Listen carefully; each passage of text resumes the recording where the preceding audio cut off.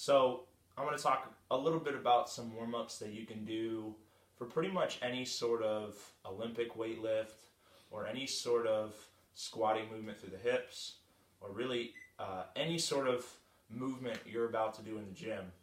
We're going to start on the floor. We're going to start with prone scorpions first. So it's really focused on the hip, the lower back, the groin, and a little bit of the hip adductors and abductors as well. So starting on your stomach. Make sure you've got enough room on the floor so that you can stretch your arms out to either side. And your goal here is to try and get your opposite foot to stretch all the way to your opposite hand without your shoulders moving off the mat. Now they're going to move a little bit, so that's okay, but the goal is to try and keep the shoulders low and try to stretch the foot back and forth. You're going to feel this in your lower back a little bit, as well as the front of your hips and your groin. Get about 10 to 20 just back and forth. You can do this in your stomach. And then to do it as a supine scorpion, you can do the same thing on your back. The only thing that's going to change is my hands are still going to be out to the side, but now I'm trying to keep my shoulder blades on the mat. Opposite foot, again, is going to cross over to the opposite hand. You're going to feel this in the front of your hip on the anterior side, right here through the hip flexors. And you'll move through that back and forth, same thing, trying to keep your shoulders down on the floor. So you'll get about 10 to 20 of these. Keep the foot low, try not to raise it up high and then swing it across, because you'll lose some of the stretch. Try to keep the foot low and just sweep it across. So after you're done rolling around on the floor a little bit, then you'll stay on your back and work some more of the abs just to kind of wake everything up with an alternating V-up.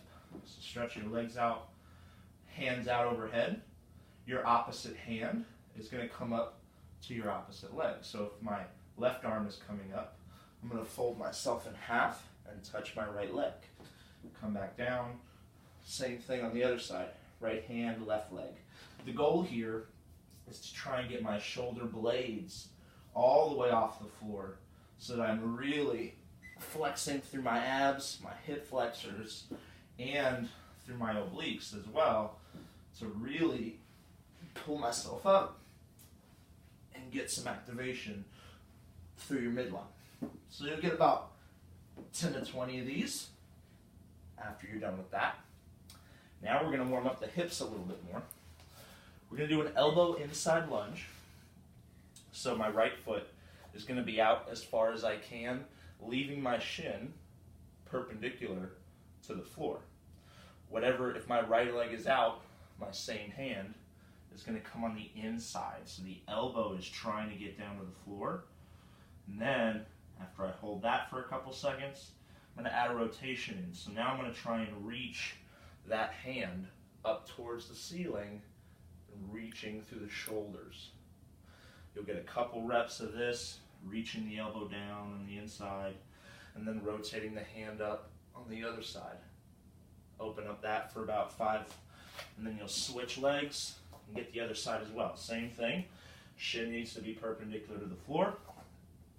I drop the inside arm, which is my left arm in this case, and then I'll open up to the opposite side. You'll get about 3 to 5 rotations on each side from here. And then the last thing we'll do is some shoulder specific warm up. You can get a PVC pipe or maybe a broomstick, some sort of straight piece of material here. Take the hands all the way out as far as you can reach and lock out the elbows. Make sure the elbows stay locked out so that the focus is in the shoulders here. And all you're going to do is reach the PVC up as high as you can, reach the shoulders into the ears, pass it all the way through and back down. Now, the wider your hands are on the PVC, the easier it's going to be to pass that over.